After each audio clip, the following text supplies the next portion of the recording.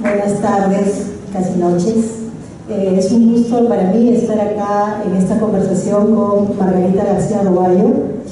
Y quería empezar un poco, estábamos escuchando la mesa de Piedad Bonet hace un momento y ella terminó justamente hablando de 100 años de soledad de Gabriel García Márquez y lo enlazó de alguna manera con la situación política colombiana de ahora. Y yo tengo una cita tuya, Margarita, donde dices esto, y creo que será un buen pie para empezar de repente desde lo político a hablar un poco. Dice: nací en los 80, un periodo particularmente complicado por la violencia en Colombia. Vivía en las afueras de la ciudad, donde los narcos habían empezado a tomar algunos terrenos. Pero en mi casa se hablaba de eso y lo vivíamos muy naturalmente. No recuerdo haber tenido miedo porque pudiera sucedernos algo. Y doy pie a esto porque acá en el Perú, como tú sabes, en los años 80 hasta más o menos el año 2000, se vio un periodo fuerte de violencia política y aunque no era una violencia muy distinta de la violencia colombiana, pues ahora hay bastantes relatos sobre memoria, autobiografías, etcétera, que se están publicando tanto desde las ciencias sociales como desde la literatura, que es lo que ahora nos ocupa. ¿Cómo ves esto y cómo ves la situación ahora de Colombia, siendo tú una escritora, pues, ¿no? Y una espectadora de tu propia nación, de alguna manera a la distancia, además porque ahora vives en Buenos Aires? Bueno, gracias por estar acá escuchando la conversación. Es una cita que se refiere probablemente a alguna entrevista que hablé sobre la novela Lo que no aprendí, que es en la única donde quizá hay como más rasgos autobiográficos y donde, digamos, como que conscientemente digo, sí, bueno, hay parte, digamos, de autobiografía. Sobre todo porque sucede como en un momento donde, digamos, como muy particular en la historia de Colombia, que sucede a lo largo de un mes, en el mes de junio de 1991, que es donde confluyen una serie de, digamos, de cosas que hacen que finalmente Pablo Escobar se entregue, y no hay como toda la discusión alrededor de la extradición, alrededor de, digamos, de la nueva constitución de Colombia. Hay como una serie de cosas que confluyen en ese mes y que termina siendo como el telón de fondo de esta novela. Si bien no es una novela política y no es una novela que se ocupe directamente de esos temas, hay como un telón de fondo que es un poco lo que digo en esa cita, que tiñe un poco todo y que tiñe las conversaciones domésticas y lo que aparece en la televisión y el modo, digamos, las conductas de las personas en su vida cotidiana. Y bueno, me parece que si es algo, por lo que dices, es algo que te parece que es sintomático, o sea, que está sucediendo en muchos lugares, que ahora los escritores escriben sobre ese periodo, me parece que es perfectamente natural. Lo que yo noto es como que hay un carácter distintivo en estas nuevas narraciones, al menos las que conozco, hasta donde, digamos, puedo hablar, no sé, se me ocurre, por ejemplo, la novela de Alejandro Zambra, Forma de volver a casa, que también tiene quizá como telón de fondo toda la época, digamos, de la dictadura, pero nunca está tomado como... Yo veo que hay como una especie de distancia frente al dolor, o sea, no veo que sean novelas sufridas, novelas donde estos temas, digamos, hacen que conviertan a los personajes en personajes trágicos. No veo, digamos, esos telones de fondo, porque para mí siguen siendo telones de fondo, no son ejes narrativos de ninguna manera, digamos, como que no contaminan la mirada desde la cual se narra. Y para mí eso es como una diferencia esencial frente a lo que ocurría quizás en generaciones anteriores, que a lo mejor por estar, digamos, más cerca en el tiempo o tener lógicamente otro tipo de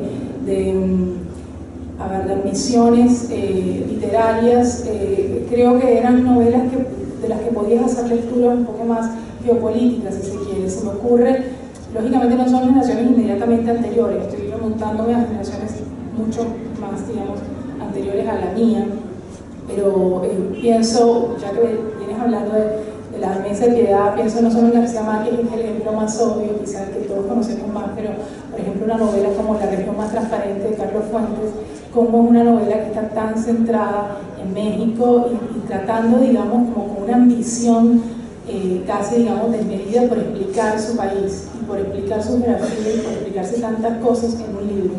Yo no veo eso en las novelas contemporáneas, aunque tengan como telón de fondo conflictos políticos o, digamos, sociopolíticos, digamos, como telón de fondo de los argumentos, de las historias que eligen contarse. Lo que sí veo es que hay como una especie de como te decía, como de distanciamiento, pero en pos de armar argumentos e historias un poco más, si se quiere, intimistas, y digamos como dándole lugar a otro tipo de reflexión frente a los mismos, digamos, a los mismos sucesos que antes fueron abordados de manera distinta. Bueno, un poco para enlazar eso, tú dirías, bueno, esto mismo puede pasar en el proceso peruano, ¿no? Esta idea de novelas de violencia que han ido cambiando al pasar del tiempo, ¿no es cierto? No es igual el que la vive que el que nace en generaciones siguientes, ¿no? Y tiene recuerdos también de eso, recuerdos de los padres. ¿Tú crees que aquí también en el género, no sé, enlaza un poco este telón de fondo con el género autobiográfico, aunque he leído que tú ahí un poco criticas el autobiográfico, a pesar de que también te enlazas un poco en esa escritura? ¿Crees que existe un género autobiográfico propio de la mujer, de la mujer que escribe? ¿Hay una relación con eso? ¿Hay una relación con lo íntimo? En realidad, yo, o sea, no es que critique el autobiográfico es, digamos, un tópico o una etiqueta, si se quiere, dentro de la literatura, como hay muchos otros. Yo lo que creo es que cuando cuando nos ceñimos a los formatos, o digamos a lo formal dentro de un tópico literario, como que el autobiográfico es autobiográfico porque, por ejemplo, está escrito en primera persona, por ejemplo, el autor y el narrador comparten el género o la voz, y uno da por sentado que esa serie, digamos, de códigos formales convierten ese texto en una autobiografía. Me parece supremamente engañoso, porque digo, me agarró un ataque de todo, no sé, porque creo que hay, digamos, puede haber tanta o más autobiografía. Por ejemplo, a mí se me ocurre escribir sobre un anciano que vive en Alaska y narrarlo en tercera persona, y a través de ese personaje decidir, digamos, contar mi vida. Y nunca se lo voy a decir a nadie, pero es mucho más autobiográfico que elegir el formato clásico de primera persona y narradora mujer, y en fin. Entonces, en general, no me gusta discutir la literatura en términos de etiquetas o de tópicos, porque creo que caemos como en la discusión formal y no terminamos discutiendo, digamos, como los temas de fondo y cuáles son, digamos, como esos temas que yo en mis textos o que los autores en sus textos eligen poner en el mundo para discutirlos con sus lectores. Que en última es eso lo que hacemos, ¿no? Es como tratar de decir algo, tratar de ponerlo en un lugar y de dialogar un poco con quienes acceden a eso que nosotros intentamos decir. Entonces, digamos que mi distancia con llamar autobiografía o autoficción las cosas se refiere básicamente a eso. ¿Y cuál era la segunda parte de la pregunta? Que si existe una escritura de la mujer que está aunque la parte del género, sí. Y ahí tengo también otra distancia, ya que yo creo que todos tenemos una mirada que elegimos trabajar, decidimos, digamos, tener el foco puesto en determinadas cosas. Lo que yo miro claramente está atravesado por lo que soy, digamos, por mi condición. Dentro de mi condición está la de ser mujer, la de ser latinoamericana, la de ser de una ciudad, digamos, periférica dentro de un país supremamente centralista, por ejemplo, la de ser caribeña, la de ser inmigrante. Hay muchísimas cosas que constituyen mi condición y no necesariamente la única que prevalece es la condición femenina. Entonces, una vez más, digamos casi que la respuesta podría hermanarse con la anterior. Me parece que es reducir demasiado, que es simplificar demasiado, digamos, como hablar de escritura autobiográfica además femenina, porque me parece que se están perdiendo una serie de posibles análisis, aunque sean, digamos, residuales, frente, digamos, a muchísimos autores. O sea, tiendo, digamos, lógicamente no desconozco dentro de mi multifacetismo la condición femenina, pero no me parece que sea ni remotamente lo preponderante dentro de mi condición. Bueno, ahora hablando un poco sobre la vida, ya que yo entiendo la literatura como vida y poesía de alguna manera, yendo a la vida, ¿cómo ha sido tu pase de esta ciudad periférica de Cartagena a la centralidad de Buenos Aires? ¿Cómo fue ese viaje? ¿Por qué fue ese viaje? ¿Y cuáles han sido los resultados en tu escritura a partir de ese viaje? Bueno, fue un viaje, creo que fue como la consecuencia natural de crecer en una ciudad como Cartagena, que es una ciudad, bueno, supremamente, digamos, aislada en Colombia, donde suceden muchísimas cosas, por ejemplo, es una ciudad muy turística que recibe como muchísimos visitantes, una ciudad abierta, además como tienes un horizonte infinito adelante y todo el tiempo crees que te van a llegar cosas y en realidad nunca te llega nada. Es como una ciudad, diría, como donde se puede resumir muy bien digamos, como el estancamiento de una vida. Me encanta mi ciudad, pero realmente siempre creo que tuve la idea de que tenía que irme en algún momento, sobre todo si quería ejercer un oficio como el de la literatura. Cuando tuve la posibilidad de irme, no lo hice, digamos, como los pasos habituales que suelen darse cuando uno se va a su ciudad, que es, por ejemplo, irse a estudiar a otro lado. La verdad que no tenía la posibilidad de estudiar a otro lado, o de, digamos, acceder a becas o lo que sea. Fui como realmente como pude, lo fui haciendo. Me fui yendo a distintas ciudades. Originalmente no me fui a Buenos Aires, originalmente me fui a Barcelona justamente por una beca. Luego fui a México y fui como moviendo un poco por América Latina hasta que encontré en Buenos Aires un lugar en el que se dieron como ciertas condiciones, un trabajo, y además creo que encontré como cierta comunión con escritores o aspirantes a escritores jóvenes.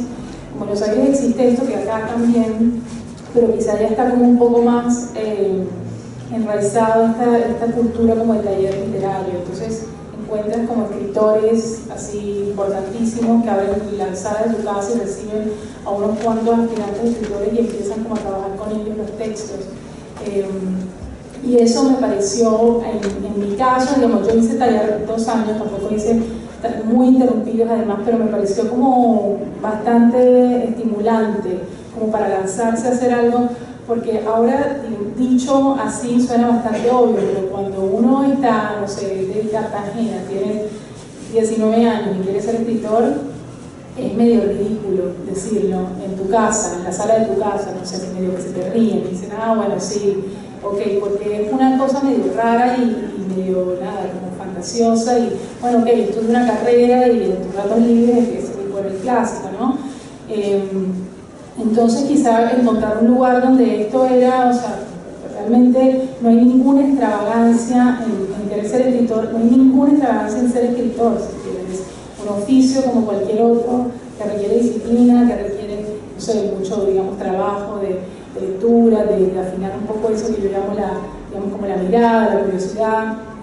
Y sí, que algunas cosas deben estar dadas, supongo, pero creo que la mayor parte del trabajo es entrenarse y hacerlo. Y cuando estás en un entorno donde eso deja de ser una extravagancia y pasa a ser un oficio como cualquier otro, creo que ayuda mucho a lanzarse a hacerlo. Y eso fue lo que pasó cuando llegué a Buenos Aires, básicamente. Y sí, en mi escritura me fue muy útil haberme ido,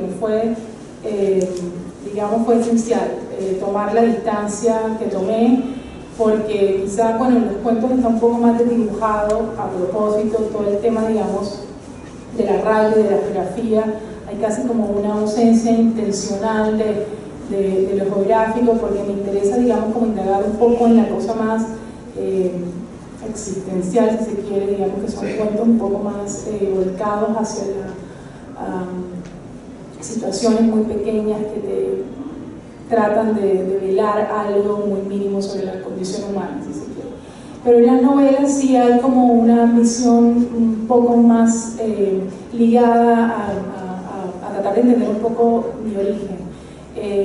Entonces me sirvió mucho la distancia en ese tipo de escritura, porque estando allí, la distancia te da perspectiva, básicamente, te da como eso que necesitas para procesar lo que viste tan de cerca y para tratar de escribir con, yo le llamo como con cierta frialdad quirúrgica, aquello que escrito dentro del mismo entorno puede ser chocante o puede ser mucho más, digamos, pastoso y de maniobrar.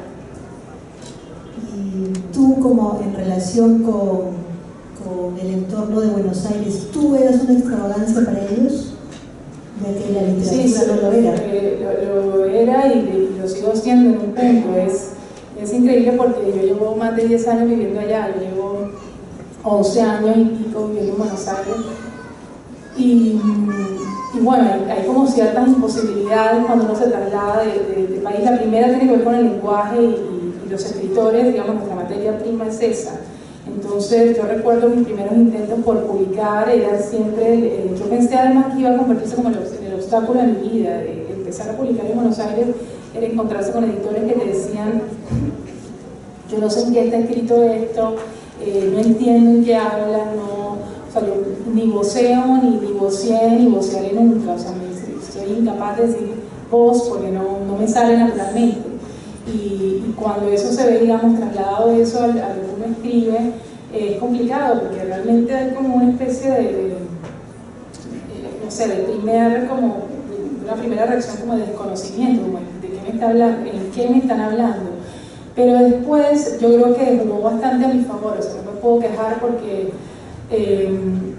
casi que se convirtió, ahora cada vez que leo algo que escriben sobre textos míos, casi que empiezan con, bueno, como ya conocemos el lenguaje de Margarita, como que se convirtió casi en una marca de estilo, porque ni siquiera es un castellano que se diga caribeño, porque en el medio ha ido mezclándose muchísimo, y así como hablo, que a veces hablo argentino, a veces hablo costeño, a veces hablo no sé qué, hay como una cosa híbrida que está dada una vez más por mi condición, y bueno, y eso se convirtió en una especie de marca de estilo que puede chocar o puede gustar, pero que indudablemente es un rasgo, si se quiere, distintivo. ¿Y Buenos Aires ya aparece en tus novelas o va a aparecer en algún momento? Buenos Aires no aparece en mis textos de literatura todavía, pero sí, yo durante un par de años, o sea, un poco más, tuve una columna en la contratapa de un diario que se trataba de ir a buscar, se llamaba La Ciudad de la Furia, era una columna que consistía en ir a buscar como pequeñas escenas urbanas, situaciones que pudieran narrarse en escasísimos 1500 caracteres. Entonces era deambular mucho por Buenos Aires, buscar escenas, historias, personajes que pudieran convertirse en historias susceptibles de ser narradas en ese espacio.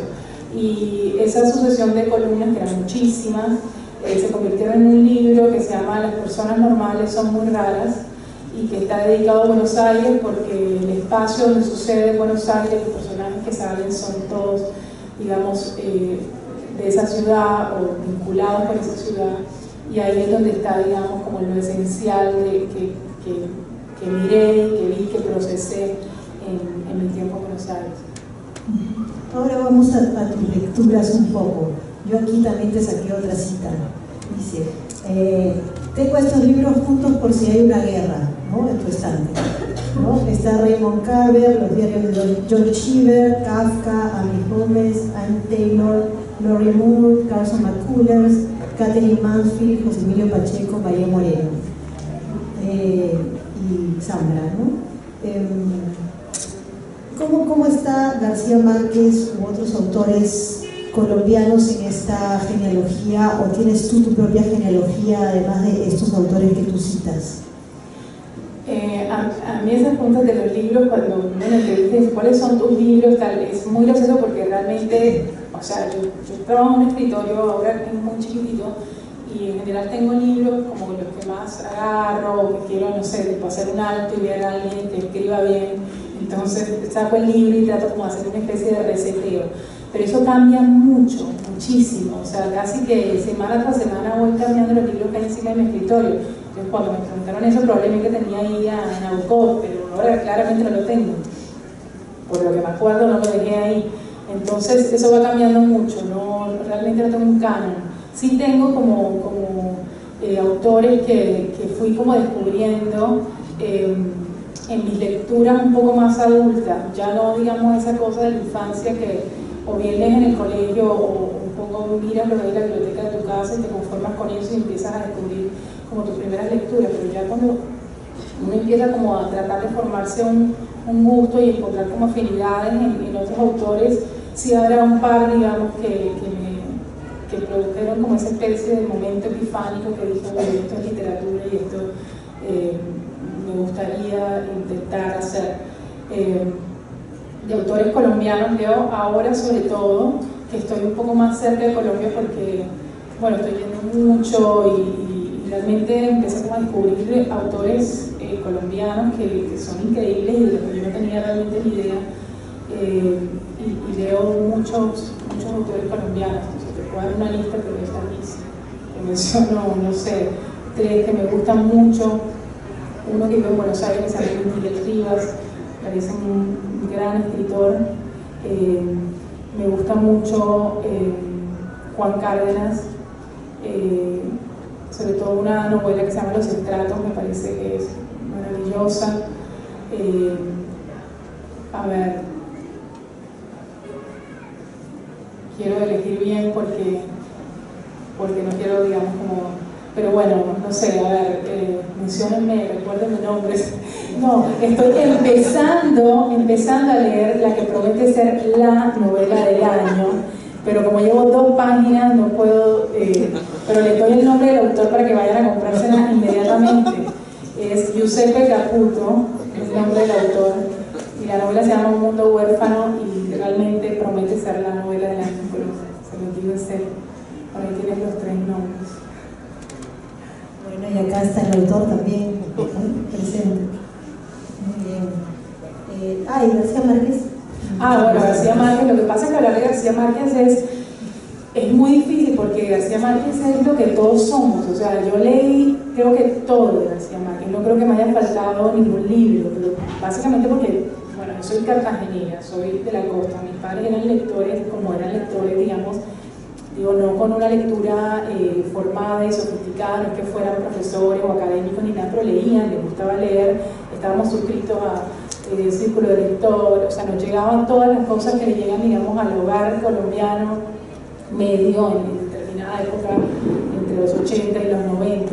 Entonces leí todo eso, y García Márquez, por supuesto que leí todo, que tengo no solamente admiración y respeto y casi que un cariño profundo, porque es alguien que uno, aunque no lo haya conocido, yo tuve la suerte, digamos, de conocerlo porque trabajé en una fundación que él presidía, entonces como que lo siento cercano y me parece que es alguien increíble, o sea, un milagro dentro de la literatura.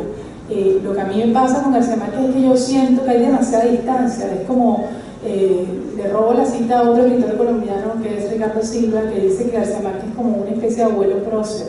Uno se siente como muy orgulloso de ese abuelo prócer y le agradece todo lo que hizo por la literatura de tu país y demás, pero no sé si muchos escritores jóvenes o incluso no jóvenes quieran emular el estilo de García Márquez. Me parece que ya no es así, que más bien todo lo contrario, que más bien, digamos, todos necesitan hacer esa especie de ruptura, y creo además que es una discusión que se da mucho más afuera que internamente en Colombia. Yo no sé, pero yo no siento cuando estaba allá que eso siga siendo, digamos, como una especie de esas referencias que pesan, o sea, como que la gente sienta que no puede escribir otra cosa que no sea realismo mágico. Así no creo que suceda en Colombia. De hecho, todo lo que mencioné recientemente y todo lo que leo de Colombia se aleja bastante de eso, y no creo que haya como una especie de escuela, si se quiere, que siga por ese camino. lo cual me parece muy bien, porque eso indica, digamos, como una renovación de la literatura, indica, digamos, que estamos en un estado saludable, en constante, digamos, búsqueda. Si hay algo que me parece importante en todo escritor es esa búsqueda, o sea, más allá de que la obra de uno y de otro sea mejor o peor, en realidad no me matan, digamos, las obras perfectas. Me interesa mucho ver esa búsqueda de los autores, ese carácter, digamos, como distintivo en los autores, la literatura de autores, si se quiere. Y eso implica, lógicamente, romper con ciertos cánones, buscar tu propio camino y no seguir tradiciones tan, digamos, instaladas en el mundo como podría ser el realismo mágico. ¿Sabes por qué te lo pregunto? Porque acá en el Perú, con nuestro premio Nobel, siempre tenemos problemas.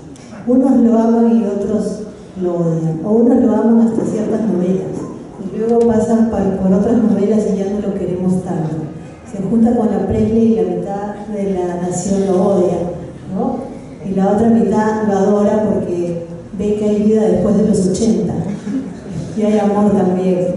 Sí, pero quizás hay mucho más, en un punto como alguien más vigente, y no lo digo porque esté vivo, digo porque está como mucho más presente, inmiscuido, además como en los asuntos de la política, y no sé, es alguien que realmente quiere estar como presente. Yo hace muchos años, antes de que García Márquez se muriera, insisto, además teniendo la posibilidad de verlo en los viajes que hacíamos por las cosas que hacíamos en la fundación y demás, yo no lo veía de esa forma, no lo veía como alguien que sí, tenía sus opiniones y sus posiciones y todo, pero honestamente no creo que ni él mismo se las tomara muy en serio ese final. Era como que era una cosa más dentro de las muchas que podía tener siendo la persona que era. O sea, básicamente él mismo se consideraba, lo oí decir alguna vez, un souvenir. O sea, es como que alguien que tenía incluso humor para eso. Yo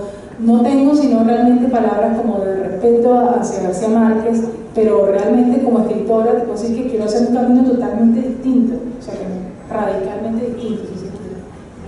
Bueno, y para finalizar, porque de repente acá hay gente que te quiere hacer preguntas, solamente que nos cuentes un poquito acerca de tu paso de, ya tú me dices que no tiene nada que ver con el periodismo, pero en un momento dirigiste un blog que se llamaba Sudaquia, y bueno, fue muy exitoso, no muy leído, y quizá al público le interesa ver un poquito sobre ese paso en tu vida. Sí, yo en realidad arranqué, sí, yo estudié eso, estudié Derecho y también estudié Periodismo, y me fui un poco por el periodismo al principio, sobre todo, bueno, estando vinculada a esta fundación, se llama Fundación No Periodismo, y ahí como que empecé como a relacionarme y a tener como una relación muy cercana con lo que llama el periodismo narrativo, la crónica. Escribí algo de eso, y en el camino realmente me fui como desenamorando bastante, casi como hasta el hastío de lo que era la crónica. A mí, como autora, no me interesa como género, pero también porque tiene que ver con lo que te decía de las búsquedas. Me parece que esas cosas que de repente surgen y se instalan y como que tienen como ciertas fórmulas preconcebidas. Incluso yo, después de la fundación, dirigí una fundación después de la fundación de García Márquez, quiero decir, dirigí en Buenos Aires la Fundación Tomás Eloy Martínez, que también es un poco, digamos, un autor que en ese género justo es una referencia bastante importante. Y hacíamos talleres, y hacíamos muchos programas y cosas que tenían que ver con eso. Y yo realmente veía como, digamos, hay mucha avidez además de los jóvenes periodistas por escribir eso, y iban como escritores a dictar talleres de crónica periodística, y podían básicamente establecer fórmulas sobre cómo hacerlas. Tipo, alguna vez una clase donde decían frase corta, frase larga, punto, reflexión, ahora dato, ahora no sé qué, porque realmente es una fórmula que bien manejada es una genialidad, pero no veo, digamos, me faltaba ver esa búsqueda que para mí la literatura siempre está o siempre debe estar, porque si no está directamente no, o sea, deja de ser interesante. Por eso, digamos, es como mi distancia con ese género que pertenece al periodismo. Y bueno, dejé de hacer eso también por una especie de posibilidad personal, o sea, realmente no debo ser buena haciéndolo, porque me cuesta mucho trabajo, sobre todo la parte de salir a buscar, de salir a entrevistar personas, a reportear, a hacer trabajo de campo. Me da vergüenza, me da pudor, me costaba mucho. Disfrutaba en cambio la parte en que uno llega a su casa, grabas o sacas todo ese material e intentas hacer algo con eso, como arcilla en las manos, y tratas de hacer ese trabajo más manual y de filigrana con el que viene, digamos, el oficio de escribir. Esa es la parte más bonita y la que más me interesaba de ese trabajo. Así que decidí prescindir de la parte incómoda y me quedé con la parte de la arcilla. Eso básicamente. Y bueno, real, o sea, insisto, no es algo que tiene que ver con una incapacidad también personal, no me interesa, no lo salgo a hacer porque me cuesta y no me produce esa misma adrenalina y ese mismo vértigo que te produce, digamos, tener una idea que puede ser un cuento, una novela, un texto, de cualquier tipo, pero digamos dentro del marco de la literatura, y que te implica una nueva búsqueda, que te implica un nuevo esfuerzo para darle la forma, digamos, que tú siempre aspiras a que sea original. Gracias, Margarita. Bueno, si Estila hace preguntas, si tienen preguntas, ahí hay uno, creo que es colombiano, que hace una pregunta. Nombre y ciudad. Bueno, en fin, en la agrupación Huracán hablas varias veces sobre la medianía, hablas de que un efecto inmediato de la medianía es la pérdida de autoconciencia, de que ser clase media era peor que ser pobre, o era igual, que era terrible porque no había ninguna identidad. Y también ese personaje, en alguna parte, ese mentor de la playa, le dice algo así como que érase una vez una princesa muy dulce, algo así, que no sabía lo que era bueno, lo que era malo, lo que era bello, lo que era horrendo. Es como una falta de identidad, sí, como un estado de no tener nada por dentro que pide un cambio. Y a mí me parece que sí hay no solamente en la generación de la edad tuya y de los escritores colombianos, sino en general como latinoamericanos, hay como haber crecido en esa ausencia de identidad. ¿Cómo es escribir desde ese lugar? Sí, es cierto, es como casi que es nuestro rasgo identitario más fuerte, es carecer de muchas cosas, entre ellas una conciencia clara de la identidad. A mí me gusta ese lugar porque, bueno, ahora justo por otra cosa estoy escribiendo, estoy leyendo una novela que por ahí, no sé, la se llama Americana, de una chica africana, donde está ahí como muy trabajado el tema de la identidad, como cuando uno se desarraiga, como que pierde un poco esa parte que te constituye como parte de algo, ¿no? O sea, lo que llaman pertenencia. Pero creo que, digamos, lo más sintomático de lo que estás diciendo tiene que ver con ni siquiera tener la necesidad de desarrollarse nada, como haber crecido en un lugar donde en determinado momento se perdieron las referencias de todo.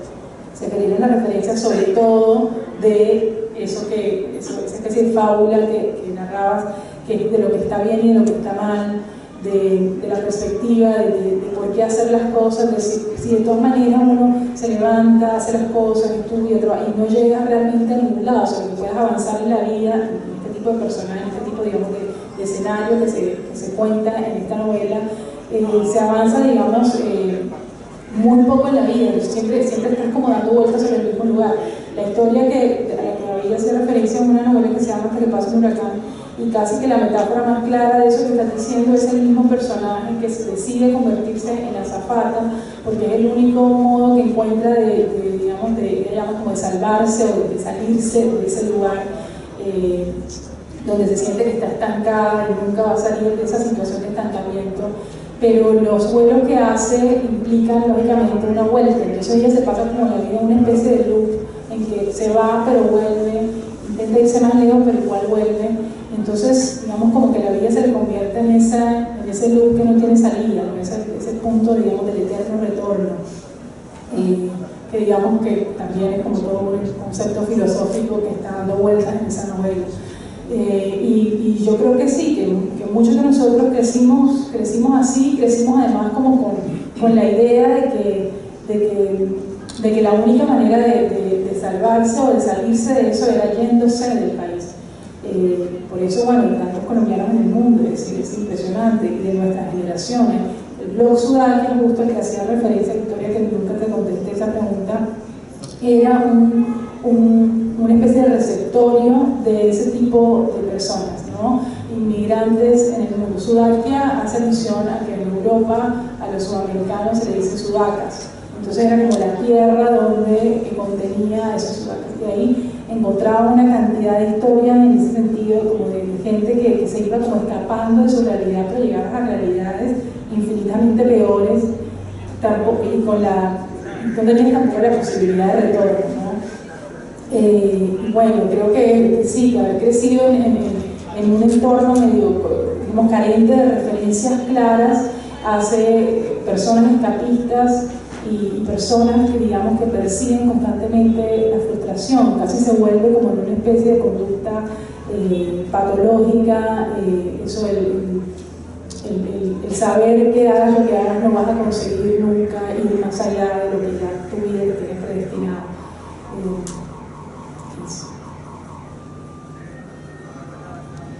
Bueno, me dicen que ya no hay tiempo para otra pregunta más. Te agradezco mucho, Margarita.